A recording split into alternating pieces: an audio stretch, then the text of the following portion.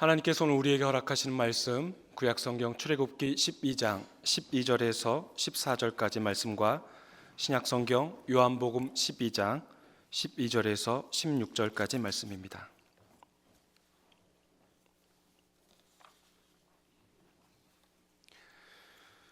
하나님의 계시의 말씀을 한 목소리로 받들어 읽겠습니다. 내가 그 밤에 애굽 땅에 두루 다니며 사람이나 짐승을 막론하고 애굽 땅에 있는 모든 처음 난 것을 다 치고 애굽의 모든 신을 내가 심판하리라. 나는 여호와라.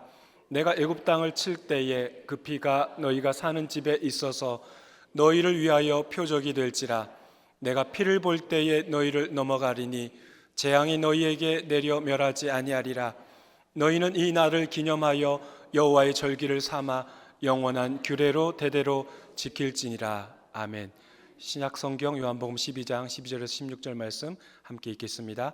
그 이튿날에는 명절에 온 큰 무리가 예수께서 예루살렘으로 오신다는 것을 듣고 종려나무 가지를 가지고 맞으러 나가 외치되 호산나 찬송하리로다. 주의 이름으로 오시는 이 곧 이스라엘의 왕이시여 하더라. 예수는 한 어린 나귀를 보고 타시니 이는 기록된 바 시온 따라 두려워하지 말라.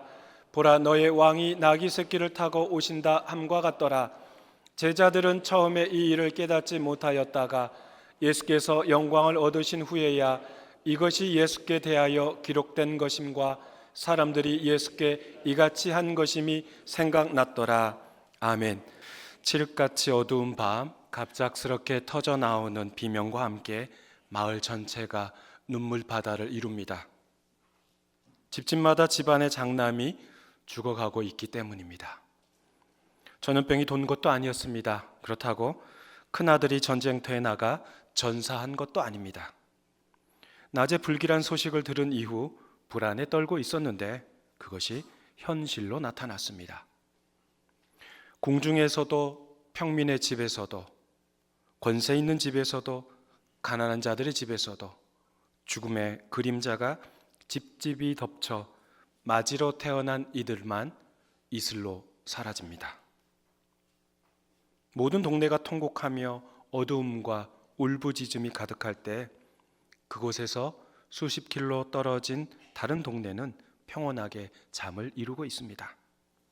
어느 한 집도 통곡하는 집이 없어요. 모두가 깊은 단잠에 빠졌습니다. 한쪽에서는 자식을 잃은 부모가 가슴을 치며 통곡하고 있을 때 다른 한쪽에서는 코 고는 소리와 이 가는 소리만 들릴 뿐 평온 그 자체였습니다. 무엇이 이렇게 전적으로 다른 결과를 가져다 준 것일까요? 이집트에서 생활하던 히브리인들은 아무런 희망을 가질 수가 없었습니다. 이미 400년이 넘도록 이집트에서 노예 생활을 하고 있기 때문에 그렇습니다. 도무지 그들의 인생에서 기대할 만한 것은 더 이상 찾아볼 수 없습니다. 출애굽기 2장 23절 말씀 함께 읽어볼까요? 여러 해 후에 애굽 왕은 죽었고 이스라엘 자손은 고된 노동으로 말미암아 탄식하며 부르짖으니 그 고된 노동으로 말미암아 부르짖는 소리가 하나님께 상달된지라. 그들은 역사의 주인이시며 생사화복을 주관하시는 하나님을 믿고 있었습니다. 절망 중에 살아가던 이스라엘 자손에게 하나님께서는 모세를 보내주신 것이죠. 400년의 사슬을 끊기 위해 하나님께서는 모세를 사용하셔서 엄청난 사역을 일으키시지만 이집트 파라오는 그들을 풀어주지 않습니다. 전혀 예상치 못한 끔찍한 재앙이 닥쳐왔지만 조금 숨통이 트이고 나면 파라오와 그의 신하들은 여전히 하나님의 명령을 거절하였습니다. 그러자 하나님께서는 그들에게 마지막 재앙을 준비하신 것이죠. 이집트 백성이 가장 중요하게 생각하는 장자의 생명을 끊어버리는 재앙이었습니다. 하나님께서 지명하신 그 밤, 흠없는 어린 양을 잡아 그 피를 문설주에 바른 집은 그 피를 보고 재앙이 건너갔습니다. 코를 찌를 만큼 비릿한 냄새가 나는 피를 문설주에 바르면 재앙이 넘어간답니다. 과연 백성 중에 이 말씀을 얼마나 이해할 수 있었겠습니까? 하나님의 말씀 앞에서 단순하게 순종한 사람들은 그 밤에 살았습니다. 어린 양의 피가 발라진 집은 넘어갔습니다. 하나님의 말씀을 참된 말씀으로 받아들이고 순종한 자들은 생명을 유지할 수 있었습니다. 어떤 동네는 통곡과 울부짖음의 밤을, 또 어떤 동네는 평온과 잠잠한 밤을 보냈습니다. 무엇이 이토록 극과 극으로 나뉘게 되었을까요? 무엇이 이처럼 구별되게 하였던 것일까요? 바로 어린 양의 피입니다. 출애굽기 12장 13절 말씀 함께 읽어보죠. 내가 애굽 땅을 칠 때에 그 피가 너희가 사는 집에 있어서 너희를 위하여 표적이 될지라. 내가 피를 볼 때에 너희를 넘어가리니 재앙이 너희에게 내려 멸하지 아니하리라. 그 죽음의 밤에, 그 사망의 밤에 새 생명을 가져다 준 것은 바로 어린 양의 피였습니다. 그런데요, 어떻게 이런 일이 일어날 수 있을까요? 어린 양의 피를 바른 집은 재앙이 넘어가고, 어린 양의 피를 바르지 못한 집은 죽음이 그 집안을 모두 덮쳐버리게 된 겁니다. 이것이 가능한 한 일일까요? 여러분은 어떻게 생각하십니까? 그런데 바로 이것이 하나님께서 사용하신 구원의 방법이었습니다. 인간에게 전혀 익숙하지 않은, 낯설어도 너무 낯설게 다가오는 하나님의 구원 방법이었던 겁니다. 이처럼 인간의 경험과는 무관하게 하나님께서는 하나님의 방법대로 인간을 구원하셨습니다. 인간이 보기에 굉장히 낯선 방법으로, 조금 심하게 말하면 얼토당토 않은 방법으로 하나님께서는 인간을 구원하신 것이죠. 하나님의 구원 사역이 사람들에게 얼마나 기가 막힌 방법인지 또 다른 본문을 들어 생각해 봅니다. 이집트에서 이 10번째 재앙, 장자의 죽음으로 두 손 두 발 다 든 파라오는 히브리인들에게 떠나도록 허락합니다. 히브리인들은 홍해를 건넜습니다. 광야를 지나갑니다. 어떤 사건을 닥치게 됩니다. 민수기 21장 3절 4절 함께 읽어봅니다. 여호와께서 이스라엘의 목소리를 들으시고 가나안 사람을 그들의 손에 넘기심에 그들과 그들의 성읍을 다 멸하니라. 그러므로 그곳 이름을 호르마라 하였더라. 백성이 호르산에서 출발하여 홍해길을 따라 에돔 땅을 우회하려 하였다가 길로 말미암아 백성의 마음이 상하니라.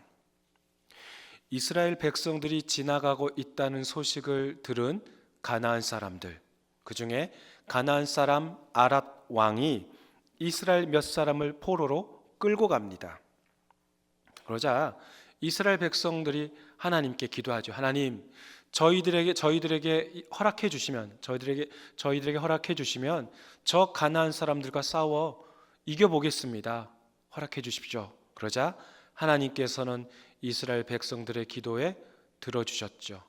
그리고 그들이 싸워 이깁니다. 이게 바로 방금 우리가 읽은 21장 3절 말씀이에요. 이스라엘 백성들은 하나님께서 약속하신 그 젖과 꿀이 흐르는 땅 가나안 땅으로 가고 있었습니다. 광야길을 가는 도중에 가나안 사람과 싸워 이겼던 것이죠. 자, 제가 이제 여러분께 여쭤보겠습니다.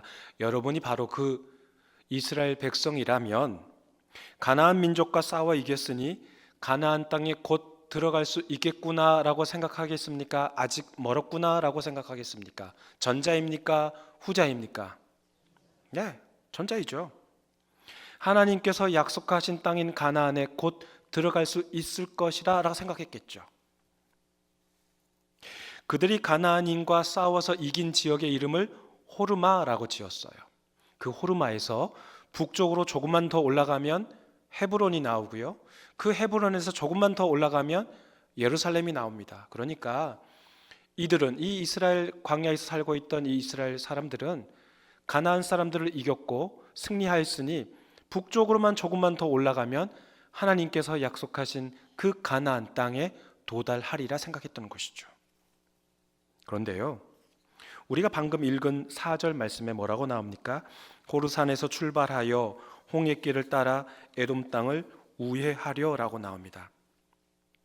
다른 생각할 거 없이 북쪽으로만 올라가면 되는데 지금 호르산에서 출발하여 지금 에돔 땅을 우회하였다라는 말은 남쪽으로 가다가 동쪽으로 틀었다라는 거예요. 가나안 땅과는 점점 멀리 떨어진 지역을 가고 있다라는 겁니다. 그러니 백성들의 마음이 어떻다라고 나와요? 마음이 상했다라고 나와요. 무엇 때문에 마음이 상했답니까? 길로 말미암아. 따라해 볼까요? 길로 말미암아. 빙빙 둘러가는 그 길 때문에 마음이 상했답니다. 여러분 같으면 화가 나겠어요? 화가 나지 않겠어요? 화가 나요. 열 받겠어요? 열 안 받겠어요? 열 받아요. 이제 승리를 했으니 북쪽 땅으로만 계속 올라가면 예루살렘까지 가는 그 가나안 땅인데 남쪽으로 가다가 핸들을 확 틀어서 동쪽으로 가고 있답니다. 열 받아요. 이 승리의 한 컷에 있던 자들이 열 받습니다. 그러니 어떻게 변합니까? 모세에게 대듭니다. 심지어 하나님께도 화를 내며 원망합니다. 왜 우리를 이집트에서 이 광야로 보내셨습니까? 우리가 이곳에서 다 죽기를 바라십니까? 먹을 것도 없습니다. 마실 것도 없습니다. 불평불만하고 있는 거예요. 먹을 것 마실 것 없다라는 말 이미 이들은 언젠가 한번 했던 적이 있죠. 그래서 하나님께서 먹을 것과 마실 것을 채워주시고 모세를 통하여서 반석을 쳐 마실 물을 허락하지 않으셨습니까? 그런데 지금 이 열받은 백성들은 빨리 갈 수 있는 일을 가지 못하고 빙빙 둘러가는 것 때문에 먹을 것, 마실 것 타령하고 있어요. 그러면서 이들은 아주 기가 막힌 단어를 하나 내뱉습니다. 민수기 21장 5절에 나와 있는 이 하찮은 음식, 이 하찮은 음식을 싫어하노라 라고 말하고 있어요. 하찮은 음식이라고 말하는 게 그게 뭐예요? 만나와 메추라기예요. 만나와 메추라기를 하찮은 음식이라고 표현하고 있습니다. 제가 여러분께 여쭤보겠습니다. 이들이 만나를 얻기 위해 파종을 했습니까? 이들이 만나를 얻기 위해 물을 주고 가꿨습니까? 대답 안 하면 계속 할 겁니다. 이들이 메추라기를 얻기 위해 먹이를 주며 키웠습니까? 이들이 메추라기를 얻기 위해 이런 우리를 만들었습니까? 아니요. 그럼 이들이 한 게 도대체 뭐가 있습니까? 하나도 없어요. 하나도 없어요. 단지 아침에 눈 뜨고 일어나서 눈 비비고 밖에 나가서 만나와 메추라기를 거둬들인 것뿐입니다. 그런데 주신 것에 감사하고 먹어도 시원찮을 판에 하찮은 음식이라 말합니다. 보잘것없는 음식에 진절머리 난답니다. 여러분, 히브리 노예들이 힘들다고 소리치며 울부짖을 때 하나님께서는 모세를 보내셔서 그들을 지금 탈출시켜 주셨습니다. 먹을 것 없다, 마실 것 없다고 해서 만나와 메추라기를 내려주신 분이 하나님이셔요. 그런데 기껏 승리 한번 했다고, 사실 그 승리도 하나님께서 허락하셨기에 그 승리가 그들에게 이루어진 것이죠. 그런데 그깟 승리 한번 했다고 해서 그 길을 끝까지 못 가겠다고 해서 지금 어디 누구 앞이라고 음식 타령을 하고 있습니까? 물에 빠져 죽으려고 허우적거리는 사람을 건져줬더니 뭐까지 내놓으래요? 보다리까지 내놓으라는 결과가 똑같죠. 하나님께서는 이들에게 불뱀을 보내셔서 백성을 물게 하셨고 물린 자들이 죽어나갑니다. 그제서야 비로소 하나님 잘못했습니다. 모세를 통해서 이 불뱀을 다 떠나가게 해주십시오라고 간청합니다. 그때 주님께서 뭐라고 말씀하십니까? 민수기 21장 8절 함께 읽어보죠. 여호와께서 모세에게 이르시되 불뱀을 만들어 장대 위에 매달아라. 물린 자마다 그것을 보면 살리라. 모세는 불뱀의 형상으로 놋뱀을 만들어 장대 위에 달아놓습니다. 그것을 보면 산답니다. 하나님께서 그냥 치유의 말씀, 그 불뱀에 물린 자들에게 치유의 말씀 한번 해주시면 다 나을 텐데, 또는 모세에게 그들을 위해 기도 한번 세게 한번 해줘라 라고 말씀만 해주시면 다 낫지 않았겠습니까? 그런데 그 불뱀에 물린 자는 장대 위에 달린 놋뱀을 쳐다보아야 낫는다라고 지금 말하고 있어요. 이집트에서 노예 생활하면서 뱀을 많이 봤을 것이고 주변에서 뱀에 물렸다라는 이야기도 들었겠죠. 그럴 때 야, 신기해. 뱀에 물렸던 자가 뱀 한번 쳐다봤더니 나았더래 라는 그런 이야기도 들었을까요? 들은 적이 있었을까요? 한 번도 없었겠죠. 그런데 지금 모세가 그런 이야기하고 있는 거예요. 불뱀에 물린 자들아, 저 장대 위에 걸린 놋뱀을 쳐다봐라. 그러면 낫는다. 그런 이야기를 지금 모세가 하고 있는 거예요. 그러니 이들은 얼마나 콧방귀를 끼며 웃었겠습니까? 야, 참 말도 안 되는 소리 하고 있어. 지금 뱀에 물려서 지금 죽겠는데 저기 구리뱀 쳐다보라고? 야, 저 미친 거 아니야? 이렇게 생각했겠죠. 그렇게 생각하는 사람들은 놋뱀을 쳐다보지 않았을 겁니다. 그러면 어떻게 됐을까요? 죽었어요. 그러나 불뱀에 물린 자들 중에는 와, 지금 뭐 시간이 없는데 이러나 저러나 어차피 죽을 거라면 그냥 저거 한번 쳐다봐 주지 뭐 라고 생각하고 봤던 자들은 어떻게 됐을까요? 살았습니다. 그렇습니다. 하나님의 구원 방법은 인간에게 엄청나게 낯설게 다가옵니다. 처음 나눈 본문 출애굽기 12장은 유월절의 유래와 관련된 것인데요. 그러니까 어린 양의 피를 바른 집은 재앙이 넘어갔다, 패스 오버다는 건데요. 유월, 넘을 유자에 넘을 월자입니다. 그러니까 유월. 그날을 기념하기 위해 유대인들은 지금도 유월절 절기가 되면 명절을 지키고 기념합니다. 페사흐라는 이 유월절은 올해는 2026년 4월 1일 해가 진 일몰부터 시작합니다. 오늘 우리가 이 두 번째 읽은 본문 요한복음 12장에는 그 유월절 명절을 지키려고 예수님께서 예루살렘에 들어오시는 장면입니다. 사람들은 제물을 준비하여 성전에 드리지만 우리 예수님은 당신이 스스로 희생 제물이 되어 하나님 아버지께 구별된 제사, 십자가에서 죽음을 맞이하려고 예루살렘에 입성하신 것이죠. 예수께서 예루살렘으로 입성하셨을 때 군중들은 환호합니다. 열광합니다. 그리고 옷을 벗어서 길에 깔고 어린 나귀를 타고 입성하시는 그 예수님을 환영합니다. 그리고 종려나무로 가지를 꺾어서 흔듭니다. 이 종려나무는 지금 중동의 그 대추야자 나무입니다. 대추야자 나무. 큰 키를 자랑하는 나무인데요. 이 나무는 예루살렘 성읍 안에서는 살 수가 없습니다. 성읍 바깥에 있습니다. 게다가 그 종려나무 가지는 큰 가시가 이곳저곳에 붙어 있어서 손으로 꺾을 수도 없고 만질 수도 없습니다. 도구가 있어야만이 그 가지를 잘라서 사용할 수 있다라는 거죠.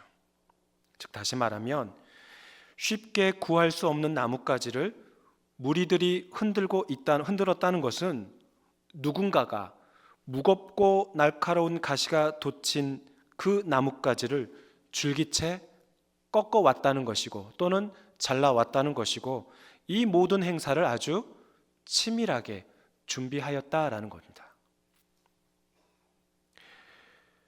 손에 가시가 찔리는 것도 감수하며 무리들은 그 나뭇가지를 흔들며 외칩니다. 호산나 찬송하리로다.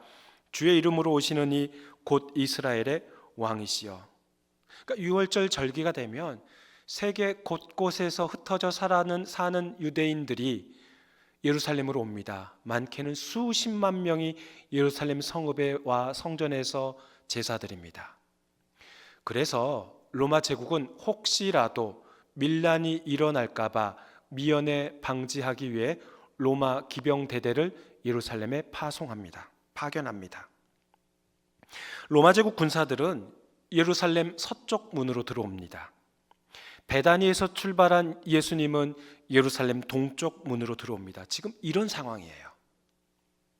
그런데 무리들이 예수님을 이스라엘의 왕이라고 외치는 거죠. 로마 제국의 황제가 이 땅을 다스리는 게 아니라 예수가 예루살렘을 통치하리라는 그런 바람을 담아 외칩니다. 무시무시한 제국의 권력에 저항한 것이죠.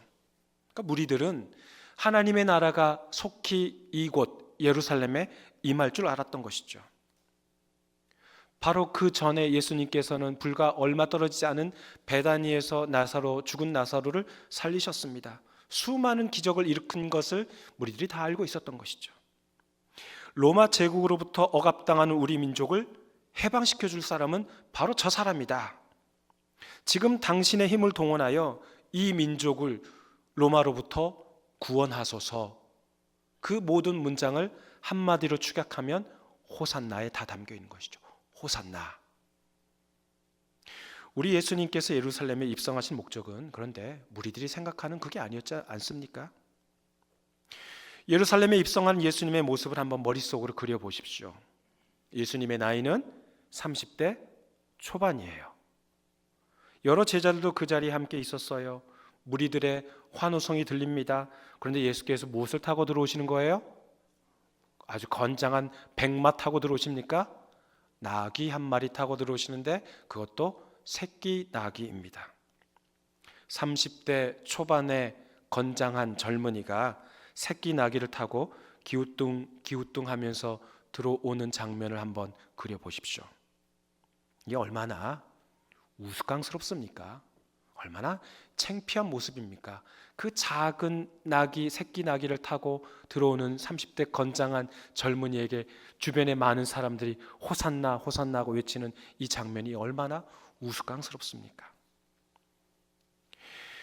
예루살렘과 베다니는 거리상으로 얼마 떨어져 있지 않아요. 아주 가까운 거리입니다. 그러니 굳이 예수님께서 나귀를 타실 필요 없이 그냥 걸어오셔도 됩니다. 그렇다면 왜 예수님께서는 새끼 나귀를 타고 들어오셨을까요? 바로 구약 성경의 말씀을 성취하기 위함이었던 거죠. 스가랴 9장 9절 말씀 함께 읽어보겠습니다. 시온에 따라 크게 기뻐할지어다. 예루살렘에 따라 즐거이 부를지어다.